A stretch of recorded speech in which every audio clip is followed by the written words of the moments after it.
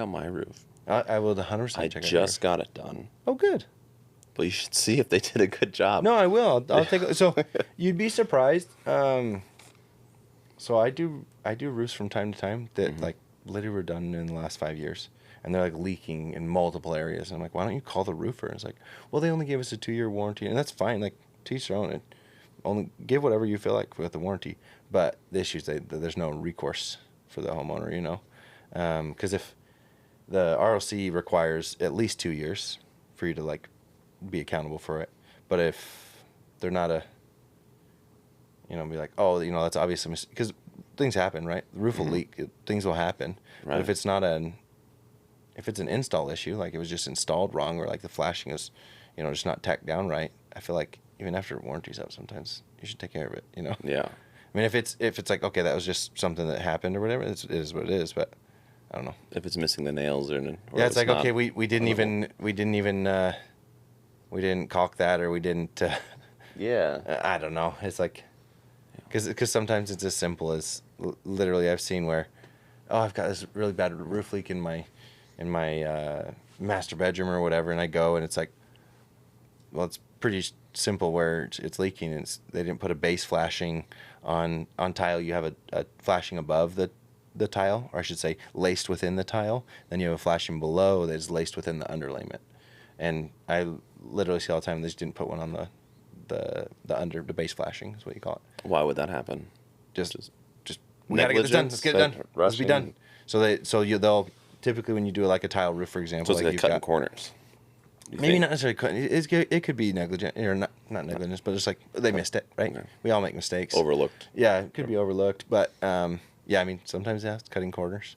I know that I've seen it on builder grade stuff, and when I say builder grade, like track home neighborhoods or whatever, where they try and cut corners. I mean, they're building a lot of stuff, and maybe they're not purposely cutting corners. It's just there's so much going on. They've got probably 5 roofs going that day, so it's like there's so much going on. There's going to be so much quality control in that kind of aspect. Yeah, I've got some friends that live southeast of here, out in Queen Creek, and their houses are falling apart. My buddy fell through his stairs. That's crazy. He stepped on the stairs and it broke through. I'm trying to think of what would even be the cause of that. I mean, it could potentially just been like a weak piece of plywood, or I mean, they could have done it with OSB or something like that. They have a bunch of other problems too. This house was built crazy in 2002, and it was like the end of the era. Yeah. Of quality homes. I agree with that. I think as we got into the housing bubble, I mean, there was so much money to be made that no one was checking anything. So people, contractors out there they were slapping stuff together, and people were like, cool, that's a house? Awesome. Yeah. It's kind of wild. There's a lot of speculation, a lot of people buying homes that is going to go up in value and we'll sell it when it goes up or whatever. As kind of investment opportunities. I mean, in a lot of other countries, that's the only investment opportunity they have, right? We have lots of, here in America, there's a lot of different places you can put your money and different things, but a lot of people bet on real estate just generally, Yeah, it's like if it has 4 walls and a certain amount of square footage, that's all that matters. And it's honestly a good investment. It is. But yeah, if you're going to go that route, you should maybe just read a little, Yeah. Look at stuff, check it out. But anywho. Yeah. So how long have you been doing roofing for? Your business has been like a year or so. Yeah, but year you've and a been half. doing it for a lot longer. January 2025. That's when I got my contractor's license. I technically opened up the business a year before that, but I wasn't doing any business. I was still working for somebody else. I was like, you weren't insured, you weren't bonded, but yeah, you're still doing work. Yeah, I didn't. No, I didn't really do anything. I mean, so it's funny. I think it was 2024. Hayden was like, "You need to start your own business," or no, 2023. Hayden's like, "You need to start your own business." We were just chatting one night or whatever at his house, and I was like, I know I want to. That's like the ultimate goal. He's like, well, what's stopping you? I was like, I don't know. And then a whole year passes, and I was over at his house again, and he's like, let's do it right now. We're gonna get on, and we're gonna sign you up for an LLC right now. I'm like, okay, let's do it.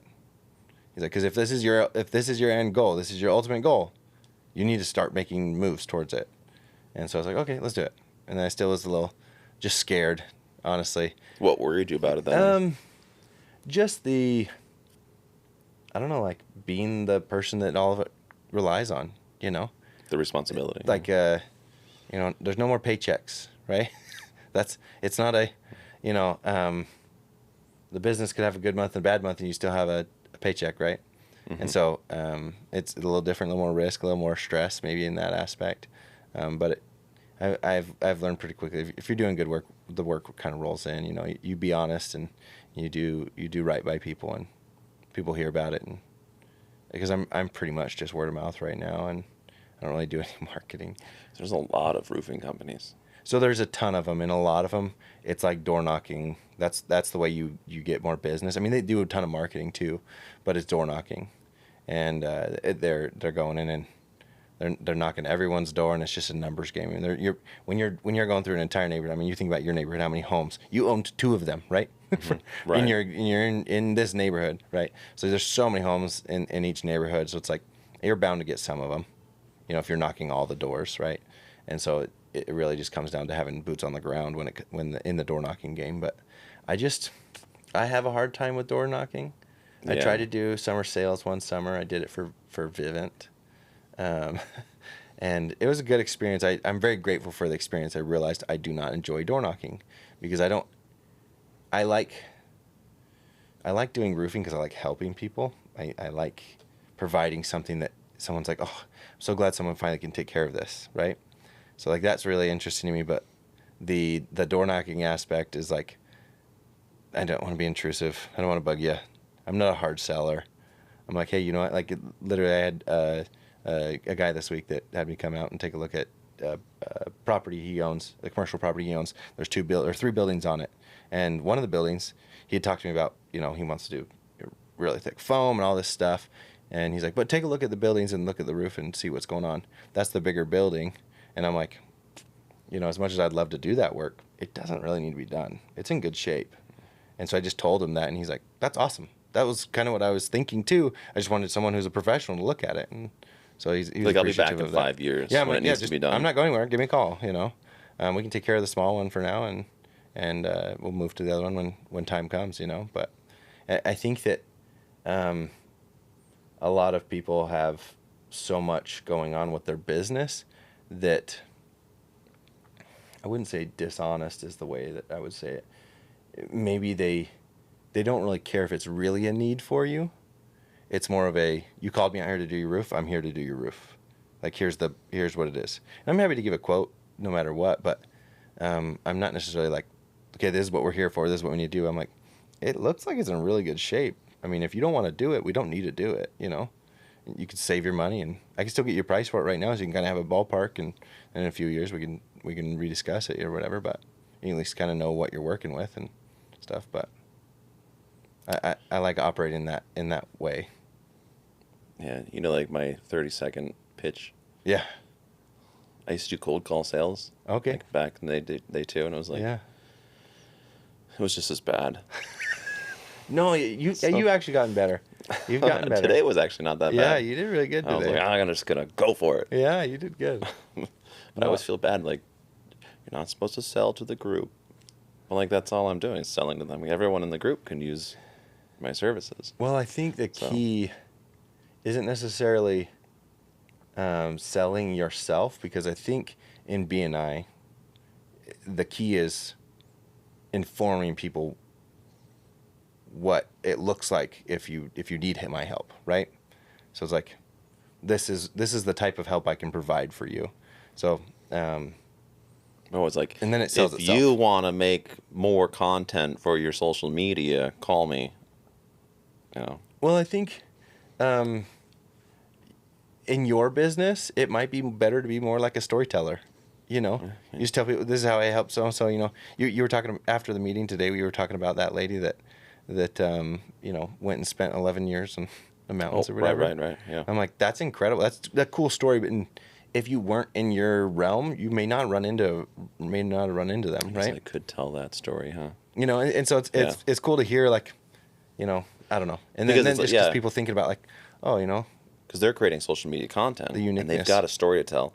Everyone's got a story to tell, and they can use it to get themselves in front of their potential customers. Yeah. Yeah, the uniqueness of what you do in, you know, the video realm and stuff, because it's not something that everybody thinks that they need, but I think that I have a friend who did a video for me. He was awesome. He took such great care of me, and I love the way the video turned out. You'll have to look it up. It's on my Facebook. Yeah. If you already saw it, maybe. I haven't. I'm not sure. But I love the way it turned out.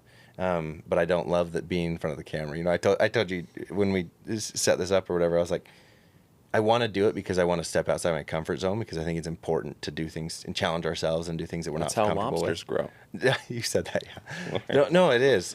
And I think a lot of us grow that way, you know. At some point, we didn't walk, right? But we challenged ourselves, we pushed ourselves because I want to do this thing, so we did it, right? And so at some point, I want to be more comfortable either in front of the camera. I mean, that's the world we're in. Cameras are out. Literally, everyone has it on their phone. Everyone's got a phone in their pocket. The cameras are out constantly. So we're kind of in a evolving world that we're always on camera. We just need to be comfortable with it. We just need to get over it, you know? But yeah, you do. Yeah. And the story. Everyone, telling your story is just, you know, it's like on social media. You don't want to have just sales. Yeah. Like, you want to have some part of it be you, and so people will get trust with you, and then you do sales. So you can do, 60% is sales, 10% is maybe industry tips and tricks or whatever, that new content coming out, new material, new tech or whatever, and you're commenting on that. And the other 20%, I guess it would be 60, 20, 20, would be like your team, you, or like your personal life or whatever. Yeah. That's not sales. So that way you have like a good ratio of content that's just not like, we've got 10% off this week. Yep. You know.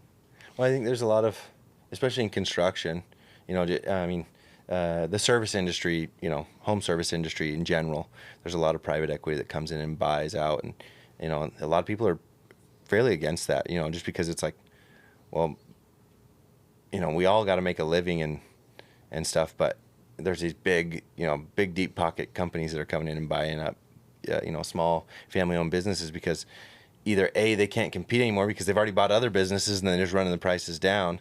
And, it's kind of the whole small town with a Walmart concept. Is like all the small businesses eventually go out of business because they can't really compete with Walmart's big, huge prices, or big, huge discounts that they can give because they buy in bulk, right?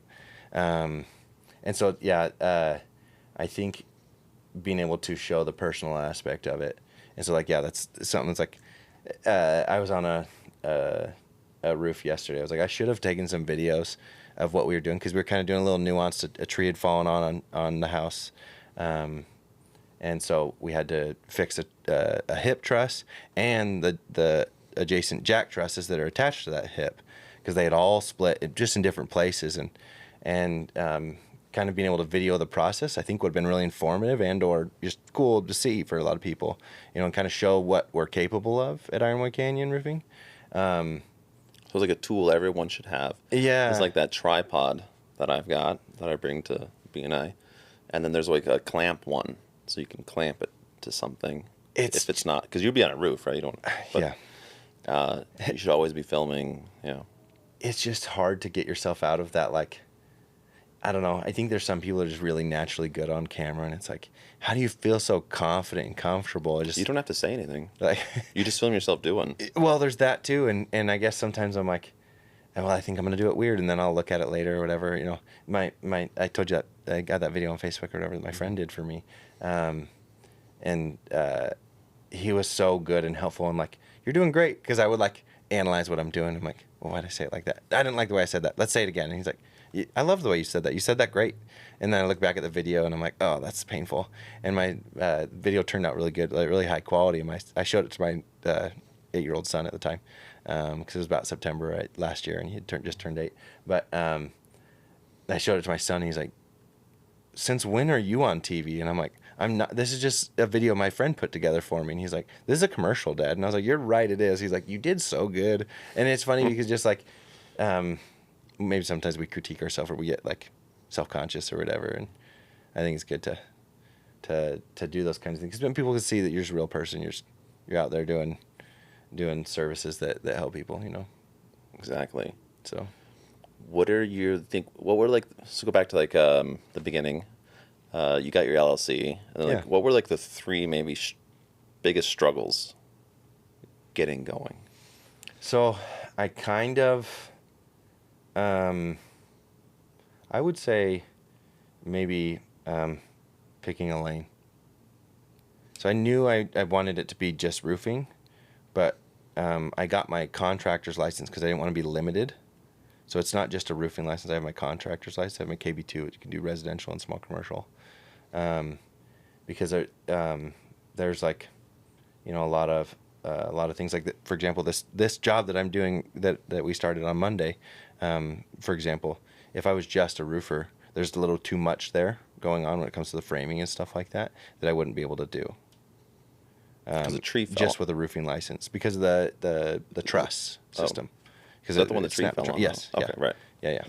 Yeah. So I think that was my main driver of wanting to get my KB2 license rather than just the roofing license, even though it was a little harder.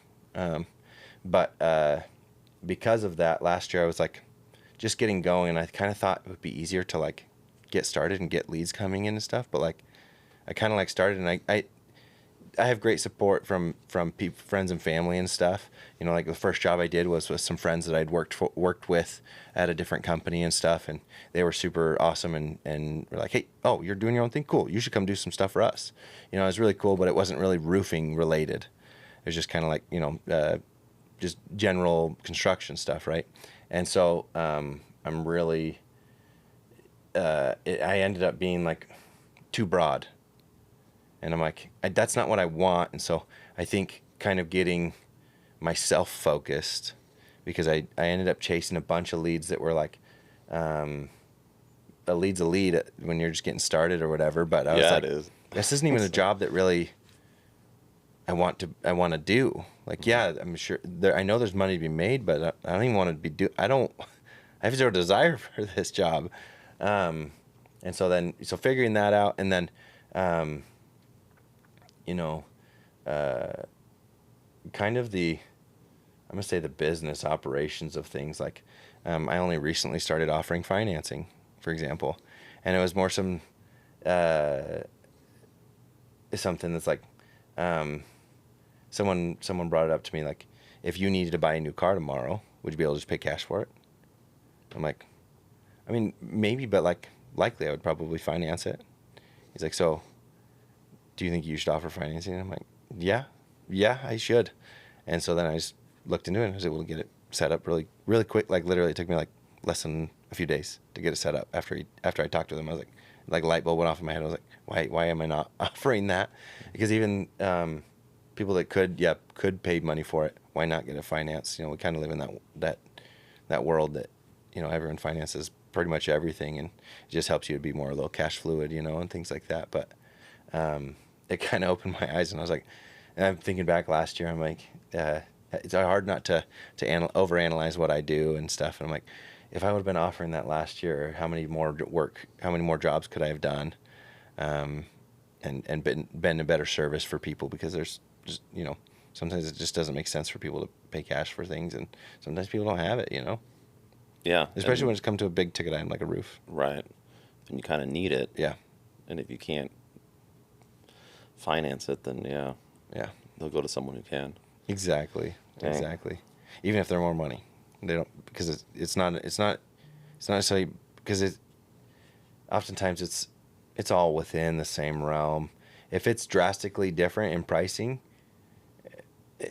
if they're a reputable company, it's likely just a drastic change in scope. We're just offering something different, right?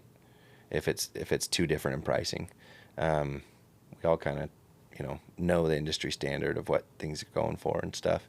I mean, if not, a quick Google search could help you figure it out, you know? Yeah. How would that work then? So it's not the same as credit card payment. So I do offer that now. So I that kind of came hand in hand. But no, I've got through the software that I use, I was like looking into it, and then I like realized, oh, there's a section within my software that I can do it. And so the software that I use is called Joist. It's awesome. And within Joist, there's an option to basically offer it to people. It's a third-party company. It pays them directly, so they're able to pay me. So it doesn't even have to, like, because I guess my concern of offering financing before was like, okay, what if these people just stop making their payments or whatever? You know, it's like, right now I'm too small for that to make sense for me, honestly. And, you know, it just helps with cash flow and all that kind of stuff. So they're able to get funded with a third party that has multiple, it's essentially a broker, right? So they have multiple options for people depending upon their credit and their ability, right? And so it's got a suited result for basically anybody. So it's kind of nice. So it's like guaranteed you get paid. I mean, right? I guaranteed get paid. They may not make their payments, But that goes on the other people. but it would become a lien on their house with the banker, Right. not with me. Great. So you can still pay your people. Yeah, so I can still, because that was my biggest fear with offering financing was like, okay, like, with roofing, there's not tons of markup. You know, I mean, it's a big ticket item, but there's not tons of markup like, you know, some things. And so it's like there's a lot of labor, a lot of materials that go into this roof. And if they just don't pay, then, I mean, a business as small as mine, you have a couple of those and you're going to close up doors, you know? That would be terrible. Yeah, you know. So, yeah, it's nice. So I'd say looking into that, because there's tons of resources out there for that kind of stuff when it comes to, you know, small business and stuff that you can offer services to people that need that kind of help fairly easily. So I guess, yeah, that kind of research and that kind of stuff. And right now I'm like, I just barely got Google verified. Last year they didn't require a video, but they flagged me immediately when I went to like Google My Business and stuff. And I was just like, I'll figure that out later. And I'm like, I should have figured that out sooner. But I guess I didn't know all that entailed to like becoming an official business or becoming a legit business. I was just like LLC and contractor license. Like that's what I need. Like there's so much more to it. So maybe should have been a little more. I mean, I love to learn, but I didn't learn enough. Yeah, there's a lot on Google, the business profile that Yeah. you probably haven't done yet. Absolutely. Yeah. Literally, Yeah. I'm saying That's it. You're just Literally, like, verified. That's it. literally like Monday I got verified. Okay. It- So you need to add photos. Yeah, I gotta you add need so to go much stuff. in and you need to add the services that you provide, Yeah. and then So I have like a few of those things in there already because like it lets you go through even without submitting or without being approved. So it lets you like go through and add some of those things. But like, But when you added the services, did you go in again and add the description of the services? no, so that I haven't done. Most people So miss that part. Yeah. yeah, so that I haven't done. And then on top of that, you know, in this world of like SEO and stuff with AI, that's now changed. And that was something like I was fully unaware of and stuff. I kind of just assumed that like, because like you couldn't even Google unless you had my URL exactly, you couldn't get to my website. And so I was like, I just assumed people could find, anyway, just kind of funny the things we assume that's how it works and stuff. And so just the learning curve was way, way harder. And that was one of the things that like scared me is like, well, what if I get into a situation where I don't have any idea what I'm doing? And I don't. That doesn't mean you can't do business. You just need to learn, right? As long as you know that, I think it's important to know what it is that you're doing is probably the key. So you're not like having to try and figure that part out as you go, and then you're providing subpar service sometimes in that aspect. So Definitely better to provide quality service than it is to be have Googleable. than be Googleable. Precisely. Yeah. Interesting. So where else do you get business? Yeah. So I mean, I'm really grateful for the customers I've had because all my business comes from previous customers. They've either referred me to a friend or someone I haven't even done work for, but they just really liked me and we vibed and maybe I helped them with something. I think that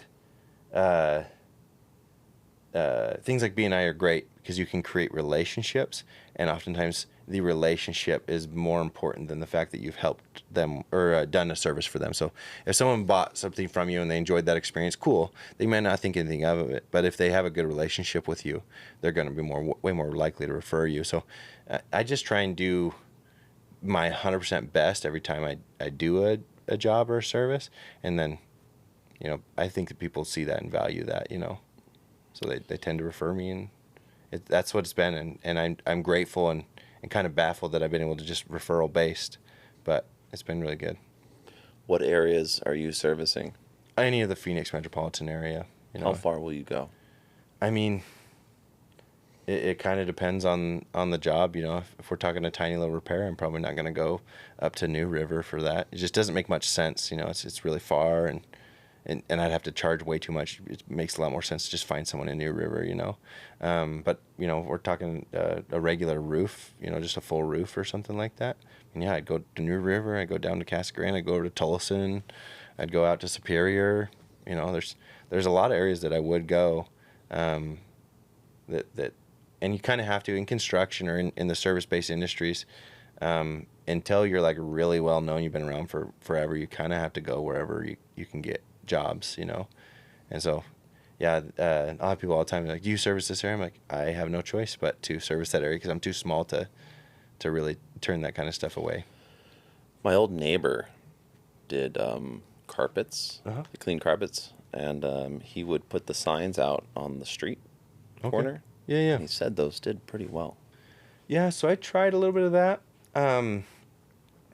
like the bandit signs or whatever on the street corner.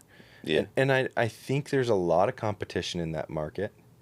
And then I think that we are leaning away from that a little bit more. What do you mean we are leaning? Because As of a our society? technology. Yeah, the technology era we're in. It's leaning away from that kind of stuff. That being said, I'm not saying it doesn't work. Potentially my sign was just trash, But I put out a bunch of signs, didn't get any calls from any of it. How did you design them? What were they like? Yeah, so potentially it was my design was wrong. I just used whatever template they had on their website, to make the signs and stuff. So definitely didn't. It was an effort. Doesn't mean it was a good effort. In my mind, I was thinking it was a good effort. I did a little bit of research and it was best as I could. But potentially, you can get a designer in there and design them better so that they're more eye-catching and stuff. I tried to DIY it myself, and I'm not a marketer, right? I don't do marketing. How many signs did you make? I made like 250. Oh my! But I did not put all 250 out. How many signs did you put out? I probably put out like 30. Okay. There was one here on the corner of Higley and Baseline. Did you ever see it? It was out here for like 3 months. Oh, I did not see that. Yeah. Yeah. Yeah. So it's just funny. It's just kind of, but I would like drive by and check and still. Was it behind the Andy Biggs sign? That's the other thing that I think that I learned after I did it, because I was just like, what do people do to get more business? Because I hadn't really, again, I just barely got Google verified. I hadn't really like pursued I should show up online and people can search me, because that's really the era we're in right now. People, they don't really like look for a business. They like Google it, right? They search it on the internet. Mm-hmm. And so maybe my naivety of that was a little silly, but I kind of figured I'd look and see what it is that I could do, and found that. And so I started putting them out. But I think I put them out in June, which we had seen rain in May, mm-hmm. but we hadn't seen any rain in June. And so potentially, just analyzing that effort, I think potentially it was more my timing. If I would have waited a little bit longer to July when it was raining, people would be like, oh, I've got a roof leak. Right. That's perfect. I need to give this guy a call. So you only did one design, you put 30 out, and then you called it quits. You got no calls from them. I got 0 calls. Yeah. Yeah. So my neighbor would always A/B test all the time. Yeah. And always was making new and different signs. Yeah. And he said it worked pretty well. No, and I'm not saying it won't. And I do think that in my experience with working for other people, I had a really strong belief in the ones in the yard of the job you're doing. That too. Because we had kind of talked about it, and the owner of the company I worked for. He's really a smart guy, and we would put him in the yards, and he was like, hey, if we make sure to put him in the yards. So like I would make sure either I or like the runner would make sure to put him in the yards, because we'd get calls all the time from that. And I think like getting your truck wrapped and stuff, oftentimes they would get calls about, hey, I saw your truck on the freeway or whatever, which is kind of funny. But well, you saw that and you were able to take a picture and stuff. But I noticed the While trucks you on the were freeway and stuff. driving. Yeah, I noticed the trucks on the freeway, so it doesn't surprise me that people did. But Yep. and then a lot of times I would knock the doors. I'd put a yard sign in that would knock the doors of any of the houses that were touching. That was just my best effort of, because again, I don't enjoy door knocking, but I'm like, we're already here. I'm already here right now. Sometimes there's like, I'm waiting till they get to a certain point in the roof, the crew, till they get to a certain point in the roof, so we can figure out what materials or something we may need, or how bad the damage is, or whatever, things like that. And so I'm gonna have to be here anyways. Might as well go knock the doors and see if I can talk to some of the neighbors. Yeah, we'd and get then a you're like, couple we're roofs from working that. on your neighbor's house. Instead of those so- other people that come to your door and they're like, we're doing houses in your neighborhood. It's like, no, you're not. Yeah.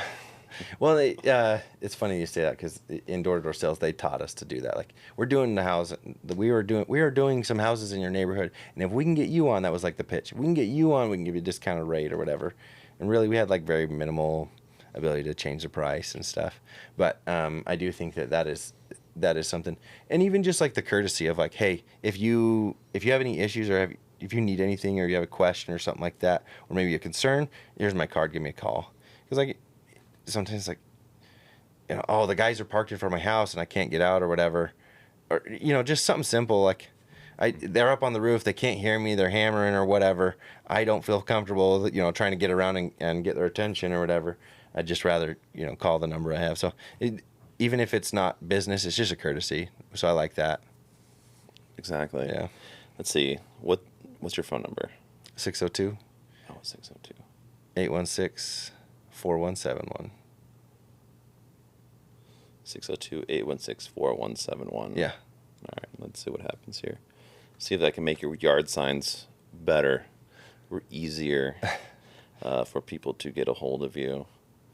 This might take a second. I just feel like the carpet cleaning and roofing, it's all kind of in the same realm of homes and people, and as they're driving, then they get the I should get that done. Yeah. So yeah, well, I definitely think I'm going to circle back to that. I just think that the signs, I don't think that I love the design. Again, it was DIY. I was trying to figure it out on my own, and I just did the best I could do with what people said catches people's attention. And I don't think I necessarily agree. Now, looking back on it, I don't think I necessarily agree with the info I took in. A lot of it's like, so for example, it just said, you have a roof leak, call this number. So I think that if I were me, I'd want to know who am I calling. I'm just calling a random number. Looking back on it, I'm like, I'm just calling a random number. And I had set up a Google Voice because I'm like, I'm trying to track it, right? Mm-hmm. I'm trying to track to see who has called this number and how this has gone and how it's done. And I got 0 calls from it, right? But I think that potentially, if I just put my phone number and actually put my business name on it, the information I got, I don't necessarily agree anymore with the information I got, because I would want to know who I'm calling. I would want to see the business, and maybe I've heard of them or whatever, and see that it's a little more legit, I guess. yeah, I think you can get key mapping for 602-816-4171. So yeah, 602-816-4171. It is when you dial, so Knob Ugg Roof, Moat Mig Roof. Oh, you're saying like, I'm trying to get it so you can have a phrase for your phone number, Yeah. so it's easier for when people yeah. call, but I don't think you can really do that so much for your phone number. I'm having Grok work on it for me. That's hilarious. I hadn't even thought of It's that. not even, and it's breaking it up weird. Moat Mig Roof. Tie it to roof in the full phrase. 171 to R equals 7. I don't even know what this is. It's confusing. Never mind. It's all good. No, It was worth a try. Yeah, no, that. And I do think things like that are catchy, you know. Like the commercial, Carl Lerner and Row. It's the way to go. Call 977-1900. Exactly. Like I remember watching that commercial as a kid, and I still know it. still Yeah. remember that, you know. And they still have billboards everywhere, you know. But it's just funny because I still remember that. It's like if I was ever in a bind, you know, knock on wood, I don't ever plan to be in that situation where I need that. But you know, where I need to remember an attorney's phone number and I can't Google it, you know. But anyway, just funny. We have but, Nathan now. Yeah. So yeah. we don't need. We don't. Yeah. Need Exactly. I just think it's funny that I have that memorized. That was what yeah. Yeah. So do you go to any other groups yet? No. So I just attend BNI. Other BNI groups? So yeah, last year I Chapters? did a ton. Yeah. I was just trying to start out, and so I did a ton last year, and it was really great, and I was able to like kind of see it. I got good vibes the first time I attended East Valley Success. I was like, this is awesome. Like, this is what I've been looking for. Like, this is so cool. Just a group of. I mean, I feel like I've always kind of like thought of the Giver's Gain, like kind of just how can I may not make money off this, but I'm fine with let's better this situation. Whatever situation we're in, it may not be something I can help you with. Maybe someone else can help you with. And so I think that my approach to because that's kind of my approach to life, really, to that lends to like BNI just feeling like such a good fit. And then East Valley Success just felt so good. I mean, there's a lot of really good chapters out there, and I enjoyed attending all the different chapters that I did. Roofing is a competitive category, and I attended a lot of them just like as a general contractor, just to try and see if I liked the group and stuff. Or I attended some as a handyman or whatever, because there's different categories, and because of my licensing, I can do that. Just to attend and see how it is and stuff, not to step on any toes or anything like that. But so many of them have a roofer. So many of them have a roofer. And so it's kind of funny because I attended our chapter, promoted myself as a handyman last year a lot, and I realized pretty quickly I didn't want to do that. I'm like, a lot of times people really need a general contractor, and they're like, I want a handyman. And really what they're thinking is, I want to pay someone less for this service.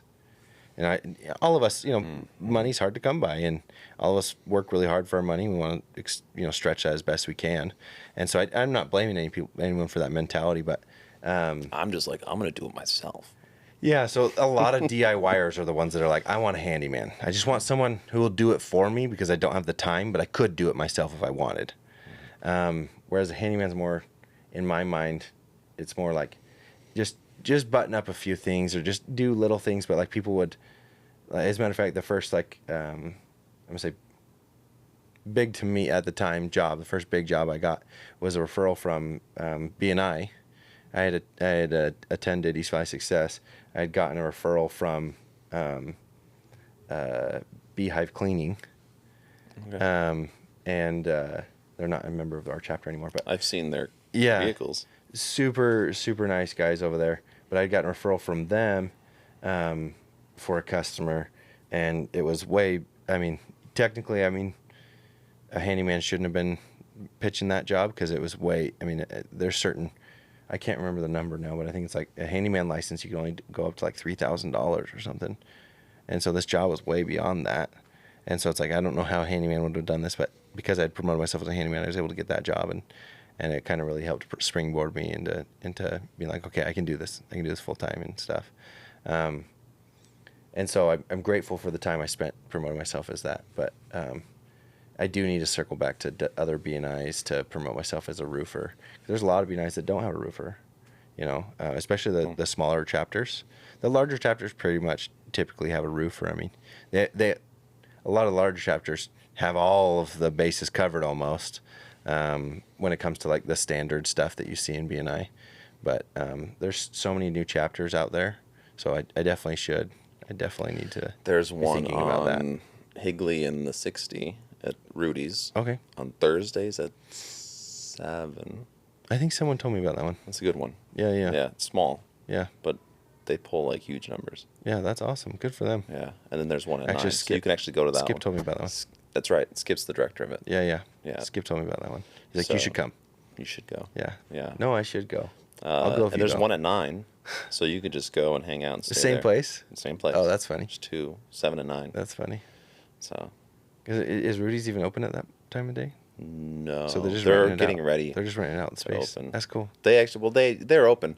They have like those warmers where they sell burritos, breakfast burritos. Oh, I didn't know they did that. So I think you get like a biscuit burrito or something Yeah, like yeah. that. That'd be really I didn't tempting. try it, but yeah, then they give you. I think they give everyone at the meeting too, like a breakfast.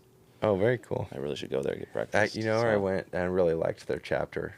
Everyone in the chapter was really cool. It was at Top Golf over there off of Ray and Greenfield. Mm-hmm. Their chapter's super cool, super great people. A lot of people seem to believe in BNI and stuff. And they serve breakfast there. And I was like, man, you guys are really trying to win me over. This is really good stuff, you know. I should go there then too.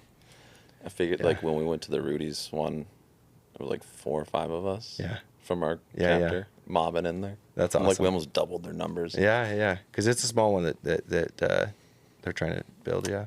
Yeah. like Well, 10 actually, I 10 think at people, that or- time too, a lot of people were absent. Oh, okay. So, yeah, you really and doubled they their didn't numbers. have subs. Yeah. Yeah.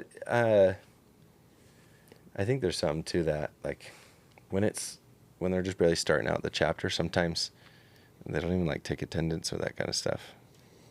And so maybe people are When there's like 10 people, kind slacking. of like, you know, who's here and who's not. Yeah. Right. Yeah.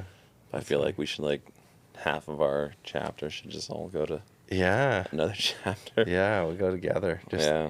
and threaten them. Yeah. Yeah. no. Because Make ours it- is a flagship chapter, apparently. Yeah, it's a showcase chapter, right? Yeah. So hopefully we're doing everything right. Yeah, I don't know what that means or entails, but someone said something about a check. No, just kidding. But no, I agree with that. If that is a thing or whatever, I agree with that. We've got just some incredible members of our chapter that really believe in BNI and believe in helping each other and everything that BNI stands for. Yeah. I guess if you want to, we can go tomorrow to the 7 a.m. at Rudy's. I need to circle back there. And I will talk have to them. check to see. All right, well, I'm going Yeah. one way or another. So it depends. So I can plan to go, and then if the inspector needs me to pull the tarp, I will have to go and pull the tarp, and that will take me some time, so that it's ready for when he gets there. But if he can look from the inside, if he's fine with that, and they have kind of a funny system in Tempe for inspections. You call the day of your inspection between 6 and 6:30, and they give you your window, which is really interesting to me. yeah, you they- think they'd they have give to you- plan that the day before. Yeah, you'd think, but you can call that. Like I called today. That's what I was doing. That's why I was a little bit later or whatever. And so you call the day before you set up your inspection, and they come out the next day. But anyway, you'd think It's that like they they'd be have to- super booked. Like they have to pull up to Arizona and Warner to grab their inspectors. Yeah. They they just go don't know pick who's up a gonna couple be there people yet. off the side of the street. Yeah, exactly. No, so I'm not certain. So I'm going to call between 6 and 6:30, so I can plan to come. Yeah. And then I might not be able to come. So I won't schedule as a visitor, and then I'll plan to come. Oh yeah, you got to do that. I won't, because you can just show up. They're You fine show with that. They're fine with that. They'll have to be. I mean, you're there. What's So what are they they going to do? do? Kick you out? Exactly. They'll have to drag me out, you know? No, so Yeah. so Have yeah, you- I'll plan on that. Have you been in the East Valley your whole life, or did you? Yeah, so I grew up in Mesa. My dad was finishing his master's in Utah when I was born, and then we moved to Washington for a tiny bit, and then we moved to Arizona, back to Mesa. And my dad's from Mesa. I'm a fourth generation Mesa High graduate. Oh wow. You know, and so my family's been in Arizona forever, and Mesa's home to me, and it always will be. And if I could afford it, we'd live in Mesa right now. It's Yeah. it's especially post COVID, the prices of houses in Mesa. I mean, it's worth it. Mesa's so central. I love Mesa for that. You know, Mesa, Gilbert, Tempe, Chandler, all of it. But Mesa in itself is always been home to me. You know, it feels good. Feels good to be in Mesa. Yeah, I've been Mesa Gilbert my whole life. Yeah. So. Yeah, most of it most of my life, even my adult life, we've been Mesa, Gilbert, or whatever. When did you graduate high school? 2010. Okay. Yeah, I got 5 years on you. yeah, you're a little older than me. Yeah. That's all right. I won't tell anybody. All right. I graduated Highland. Oh, okay. I always get so that's west. Yeah, yeah, So Highland's over there. Yeah. No. Yes. yeah, yeah, yeah. Over Yeah, that way. right there. Yeah. And I grew up in the house that's just right over there. Oh, did you really? Yeah. Very cool. 97, we moved there, and now I'm a stone's throw away Yeah, really. from it. But I've lived like all over the valley. Yeah, So yeah. So we grew up. We grew up not far here in Mesa, and then my wife and I lived in a guest house right here on Wrecker and Baseline, right off of Wrecker. Phenomenal people that we rented from. I actually loved that house, and we wish we didn't move, but we is it did. behind ATAC or the other side? Yeah. So it was south Houston? of that. So north of Houston, south of is right off of Wrecker, but north of in the house is like, so there's right after ATAC, there's one street, and then we were like 2 houses down from that, in their guest house out back. Okay. Yeah. I think I know exactly where that is. Yeah. So I loved being over in that area. I had a lot of nice people, good neighbors and stuff. And it seemed like the community was really good. Yeah, we really liked it. And then I worked over off of Gilbert and Southern. My wife worked off of Greenfield and Baseline. We weren't far to work. My parents still lived in the house we grew up in at the time, off of Southern between Greenfield and Val Vista. Almost exactly between Greenfield and Val Vista. And so I was like quick to get to my parents' house. I was at my parents' house all the time at the time. Anyway, so it was good Before times. I moved, I was Val Vista and Southern. Okay.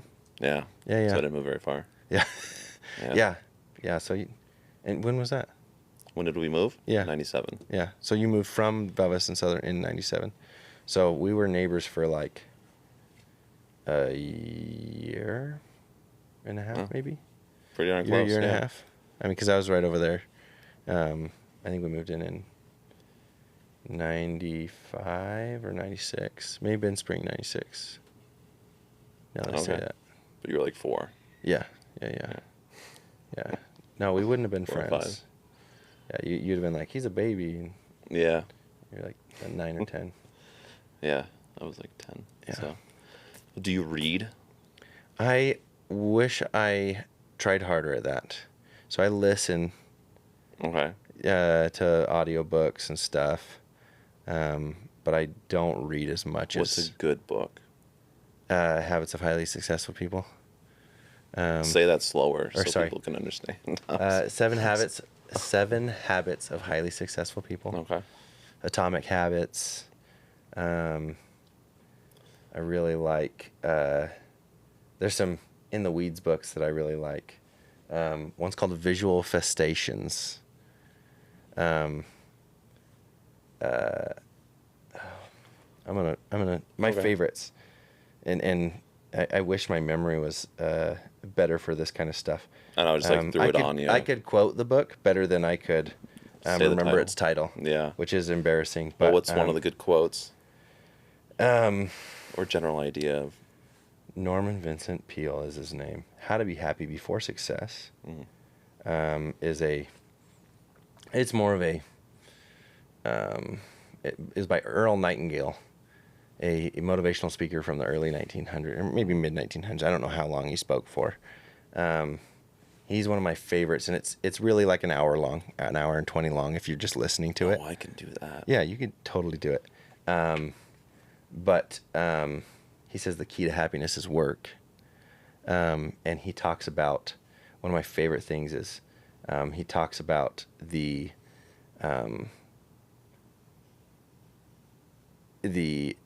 human nature causes us to be dissatisfied. To be dissatisfied in the moment is natural. It's human.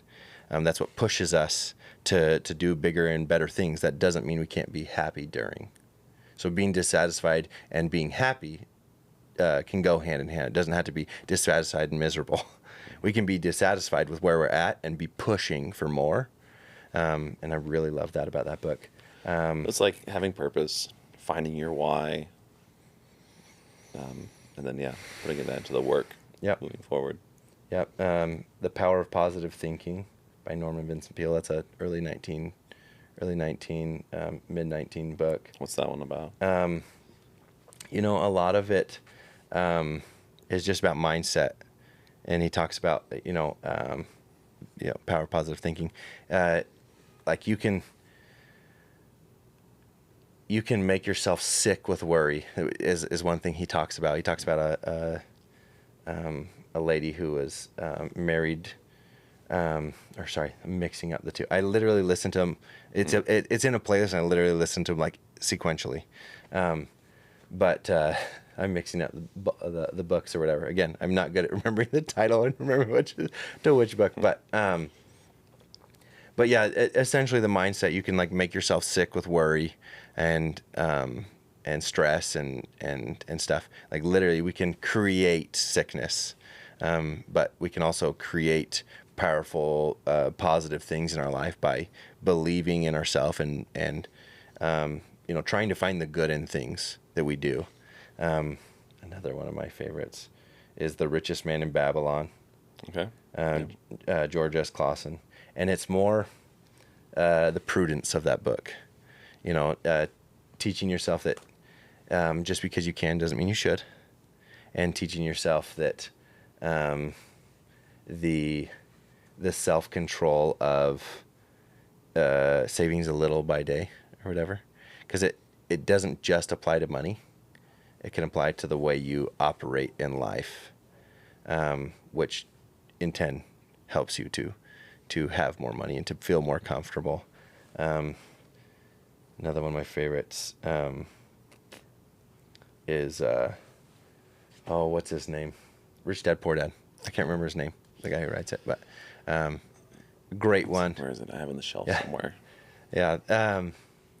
But yeah, that's just a handful of my favorite ones, and it's kind of funny the one I'm about to say. It kind of sounds funny, but it actually goes hand in hand. Similarly with the Power of Positive Thinking and the Visual Festations book I like. It's called The Science of Getting Rich by W.D. Wattles, and when I first, I was just listening to books on YouTube, and it just like auto played that book, and I was like, I didn't even realize I was listening to it. I was like, that's a good point he made or whatever. And then I was like, oh wait, why? What am I listening to?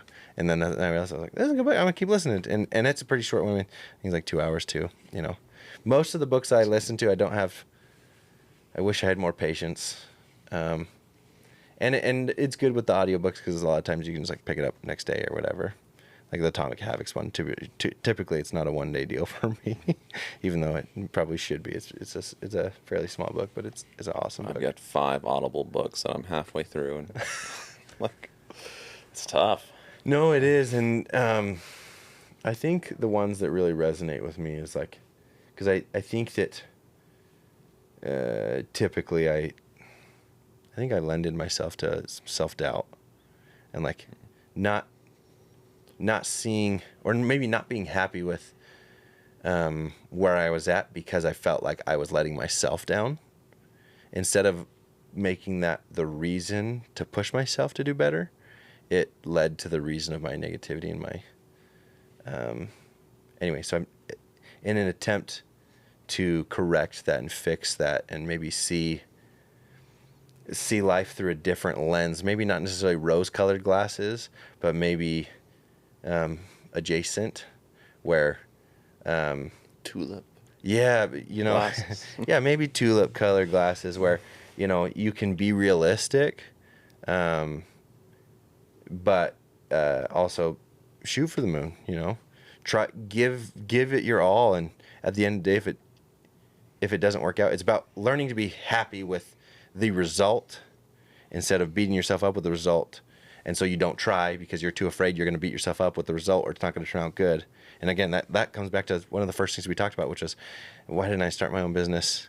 Because I am so passionate about roofing. A lot of that comes from who I used to work for and stuff, that the teachings that I learned from them. And it seemed that they just like roofing just made sense for them, and so like I just tried to like glean off of that and figure out, okay, why does it just make sense for them, and figure out why it makes sense for me and stuff. So why do you like roofing so much?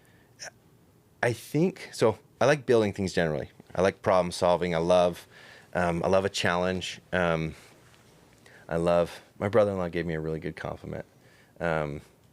He said,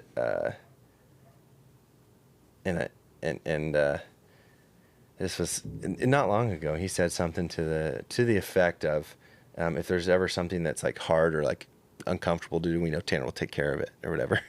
And I was like, that was really, really genuine of him to say, because I try and do that. I try and like either be the one who helps or I do try and push myself and get out of my comfort zone. I mean, honestly, that's why I'm here today. It's because I don't feel comfortable on camera, and I'd love to be. And you've forgotten all about them. Yeah. Honestly, I really have. Yeah. I am aware of it, and I'll keep remembering, and then I try and forget. Yeah. But I think that roofing scratches the itch of problem solving, because I think that a lot of roofs come with a lot of tricky stuff, especially here in Arizona. We have a lot of homes that are established, and then they've been added on to, or we have tract homes that are built in such a short period of time that quality control, I mean, I'm sure they do their best. It's just, I mean, how can you? There's so many houses going up and stuff. And so you run into things that's like, why was it done like that? That was interesting. Or things of that nature. And so it's a problem-solving experience for me. So I enjoyed that. But also in the realm of it's building things and making things, it is something that also lines back up with I like helping people. And so typically roofing is a need, not a want when it comes to construction. You get a remodel in your kitchen. Sometimes it's a need, but a lot of times it's a want. And there's nothing wrong with that. I just feel like, for whatever reason, because it's a need, I feel happier about it. I feel like I'm helping, and I'm, I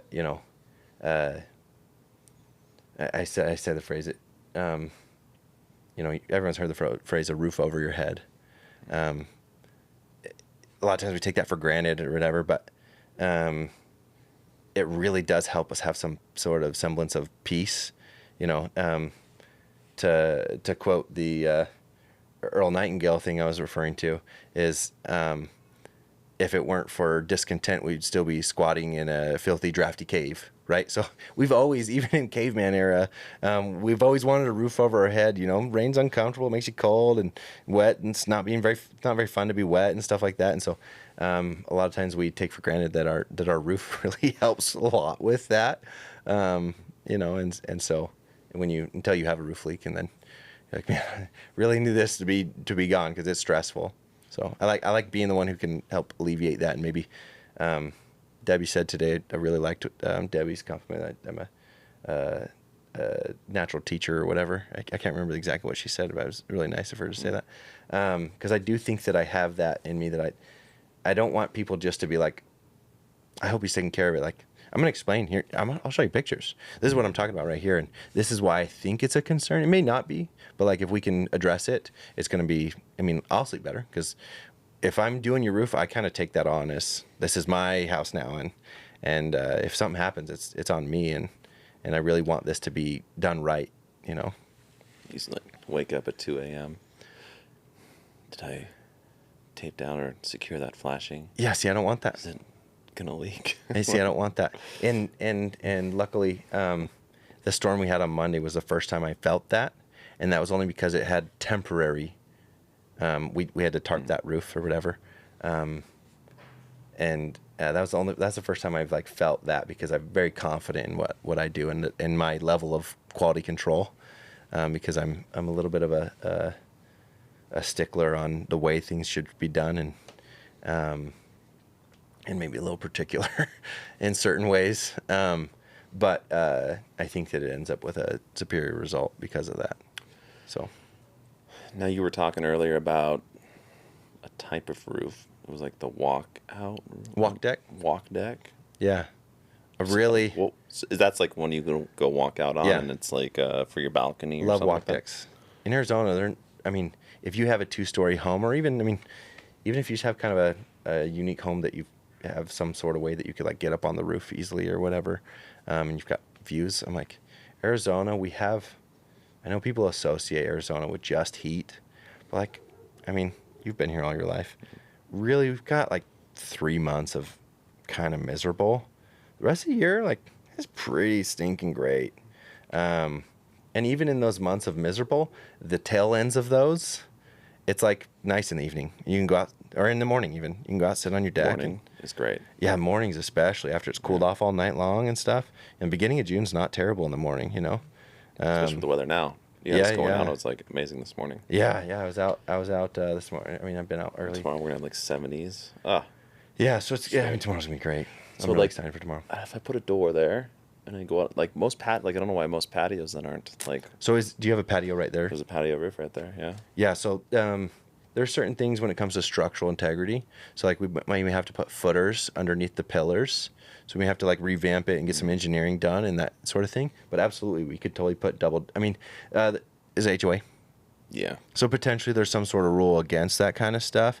But absolutely, I would love to do that kind of thing where we could, you got nice big windows right here, but that'd be sweet if, you could have a door right here that we could go out onto the patio. You have a nice area you could sit. But walk decks they're interesting because a lot of times they're not over livable. So that means not over like the inside of the house, they're over just a patio area or whatever. So a lot of times they're not really, people are like, I don't really care if it leaks or whatever. So they're just like stuff slapped on them, but I'm kind of a stickler on them. And I think, again, in my experience with roofing, I kind of learned to understand their importance and I was taught really well about, how they should be done and stuff. And I kind of like them because there's an added benefit of the enjoyment of it, right? That's really the only roof that really you can enjoy. And Right. so I really like that. I did one. The picture that I had on that slide was a roof I did, a walk deck I did where it was foam there before, and they would go out on it because they had 2 double doors. She's like, but we never sat out here or anything like that because the foam would, you put a chair down and poke right through the foam and it'd cause issues. I was like, well, we could totally do a deck here now. So we tore off the foam and we replaced plywood and sheeted over it and made it so that it could support the deck and put a deck on there. And now she's like, I'm out here every morning, you drinking my coffee. I'm like, I'm so glad you're able to enjoy it now. It's really cool. Yeah, like why wouldn't you? Oh, It's I such love walk decks. Wasted space. I think a not lot of doing it. roofers maybe tend to lean away from them. I know a lot of people they offer it, but they're like, I really don't want to, or it's maybe just a pain point for them because they just don't necessarily, like them because they are tend to leak, especially if